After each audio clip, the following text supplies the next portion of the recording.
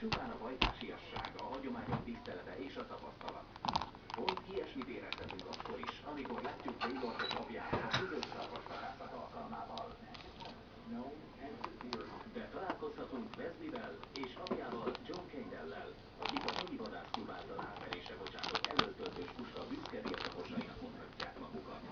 Ma kiváló alkalom nyílik arra, hogy a fiatalok új trükköket találjanak el. És mi lehetne nagyszerűbb élmény annál, mint amikor saját apjuk adja át nekik a megszerzett tudást. Nőjenek hátra, és élvezzék ezt a különleges szarvasvadászatot. A fiúk már is készítik elöltöltős fegyvereiket, hogy nekivágjanak Kelet-ország vidékének, a fehérfarmú szarvashazájának. A gordok olyan posztáblazokat nyitottak a vadászakkal, melyekről aztán nem is állapítottak. Minden komoly vadász számára szinte kötelező egy ilyen járgány. Akár az elszerelés távolba juttatása, akár a zsákmány cipelése, vagy a civilizációtól való elvonulása cél, ez megfelelő eszköz. Nézzük át, milyen jellemzőkre érdemes odafigyelnünk egy kard vásárlásakor. Az egyik legfontosabb